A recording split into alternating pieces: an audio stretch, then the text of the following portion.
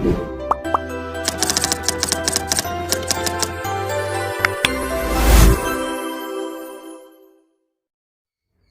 दोस्तों, मैं हूं गौरव शर्मा और आप मेरे इस चैनल के माध्यम से सीख रहे हैं मैथमेटिक्स, जिसमें चल रहा है क्षेत्रमिति। और कल मैंने अपने इसी चैनल के माध्यम से आप लोगों को क्षेत्रमिति के आयत और वर्ग के बारे में बताया था और आज बारी है त्रिभुज की। तो मेरे साथ जुड़े रहिए और त्रिभुज के बारे में जो भी बातें मैं बताता हूँ उनको सुनिए और सीखिए। मेरे किसी भी वीडियो को आप लोग स्टार्टिंग से लेकर लास्ट तक देखिए और स्किप मत कीजिए, क्योंकि पूरा सार जो है, जब कोई भी चीज समझाई जाती है तो स्टार्टिंग से लेकर जब लास्ट तक हम उसको सुनते हैं या समझते हैं तभी वो समझ में आती है। स्टार्टिंग में थोड़ा बहुत देखने से समझ में नहीं आएगा, इसीलिए मैं चाहता हूँ कि आप लोग मेरा कोई भी वीडियो देखें तो उसको स्टार्टिंग से लेकर लास्ट तक देखें, तभी आपके पूरे समझ में आएगा। और आज हम बात करने जा रहे हैं त्रिभुज की। तो आइए शुरू करते हैं त्रिभुज। तो त्रिभुज, सबसे पहले मैं आपको एक त्रिभुज बना देता हूँ। ये समकोण त्रिभुज है। समकोण त्रिभुज के बारे में मैं अभी समझा रहा हूँ और एक सवाल भी छोटा सा बताऊंगा। तो समकोण त्रिभुज जो है, इसमें क्या होता है, यहाँ 90 डिग्री का कोण होता है। ये वाली भुजा कर्ण कहलाती है, ये वाली आधार कहलाती है और ये लंब कहलाती है। और इसमें ये ए मान लीजिए, इसको बी मान लीजिए और इसको सी मान लीजिए। तो मैं आप लोगों को बताऊं कि इससे संबंधित जो फॉर्मूला है वो मैं आप लोगों को बताने जा रहा हूं। तो फॉर्मूला समझिएगा कि सबसे बड़ी जो भुजा होती है उसको कर्ण बोलते हैं। कर्ण, कर्ण का वर्ग बराबर होता है लंब का वर्ग प्लस आधार का वर्ग। और ये होता है फॉर्मूला इस वाले त्रिभुज का। और ये फॉर्मूला जिन्होंने दिया था उनका नाम है पाइथागोरस, इसीलिए इस फॉर्मूले को एक प्रमेय के आधार पर दिया गया है, तो उनका नाम है पाइथागोरस प्रमेय, इसको हम बोलते हैं। ठीक है, तो पाइथागोरस प्रमेय ये है कर्ण का स्क्वायर बराबर लंब का स्क्वायर प्लस आधार का स्क्वायर। याद रखिएगा, कभी आ जाता है पाइथागोरस प्रमेय, लोग भूल जाते हैं। पाइथागोरस प्रमेय यही फॉर्मूला है जो पाइथागोरस प्रमेय कहलाता है। तो कर्ण का स्क्वायर बराबर लंब का स्क्वायर प्लस आधार का स्क्वायर, ये एक त्रिभुज हो गया। अगर मान के चलिए हमको कोई भी दो भुजाएं दी हुई हैं तो हम तीसरी भुजा बड़े आसानी से निकाल लेते हैं ना। तो चलिए पहले हम एक सवाल छोटा सा सॉल्व करते हैं कि हमको मान के चलिए ये सवाल आ गया।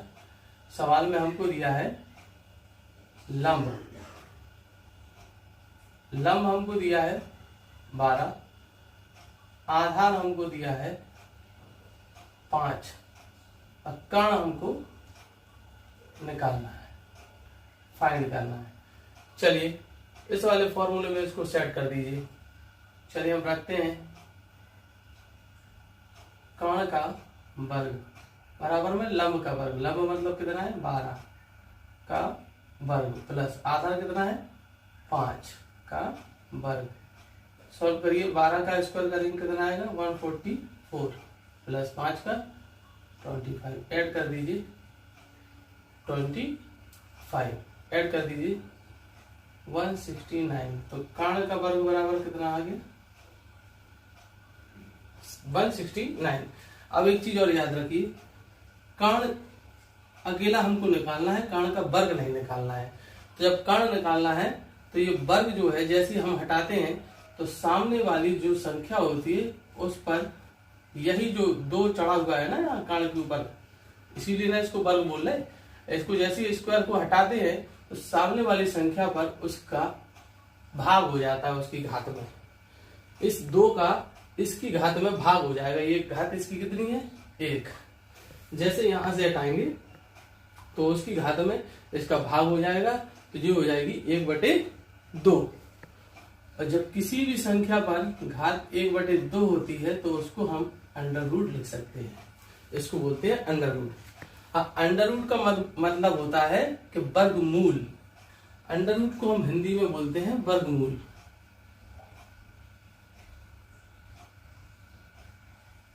जो मैं समझा रहा हूँ ये बहुत बेसिक है, कई लोगों को नहीं पता रहता है। बिल्कुल क्लियर समझा रहा हूँ, A to Z बहुत अच्छी चीज समझा रहा हूँ, ध्यान से समझिएगा, जरूर काम आने वाली है। तो अंडर रूट को बोलते हैं वर्गमूल। अब वर्गमूल हमको 169 का वर्गमूल निकालना है, 169। जब इसका वर्गमूल निकालना है तो वर्गमूल निकालते हैं हम गुणनखंड विधि से और भाग विधि से। हम लोग निकालना है गुणनखंड विधि से, भाग विधि से भी निकाल सकते हैं। क्या आप लोग जानते हैं कोई ऐसी संख्या है जिसका भाग 169 में एक ही बार में जा रहा हो?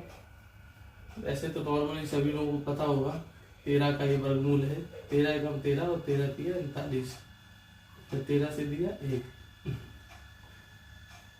तो वर्गमूल कितना आ गया 13।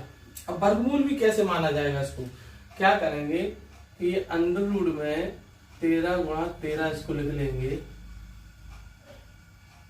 और फिर क्या होगा ये यहाँ पर जो है ये जो वर्गमूल बना रहता है, यहाँ पर लिखते नहीं है पर फिर भी आप लोगों को बता दूं कि यहाँ पर 2 घात लिखी रहती है, 2। अब क्यों लिखी रहती है? 2 का मतलब है कि अंदर जब कोई भी संख्या 2 बार लिख दी जाए तो उसको 1 बना के बाहर निकाल लिया जाता है, इसलिए यहाँ पर 2 लिखा रहता है। ध्यान दीजिएगा कि अंडर रूट जो बाहर है इसके निशान कोई लगा नहीं देता है अगर, तो समझ लीजिएगा 2 लिखा हुआ है। और 2 लिखा है होने का मतलब है कि इसके अंदर जितनी भी संख्या है गुणनखंड में, अगर उन संख्या में कोई भी संख्या 2 बार गुणनखंड में है तो वो 1 बन के बाहर निकल आएगी। जैसे कि इस समय 13 2 बार है तो वो 1 बन के बाहर निकल आएगा और अंडर रूट हट जाएगा। इस तरीके से 13 क्या आ गया कर्ण, कर्ण बराबर कितना आ गया 13। ये पूरा एक सवाल है। अभी मैंने सिर्फ कर्ण निकालना बताया है, अभी मैं आप लोगों को ये भी बता रहा हूं कि अगर इसी त्रिभुज का क्षेत्रफल निकालने की बात की जाए तो कैसे निकलेगा। त्रिभुज का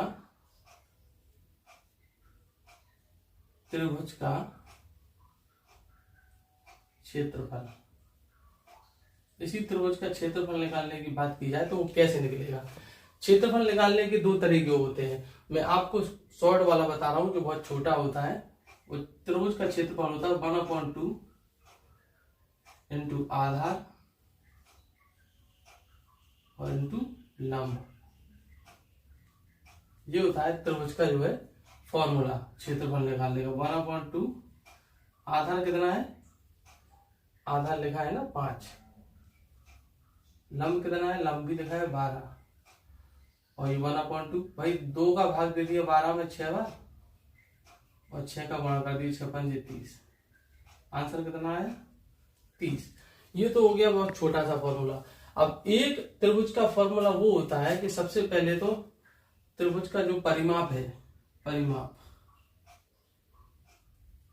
त्रिभुज का परिमाप होता है a + b + c अपॉन 2 और इसको प्रदर्शित करते हैं s से।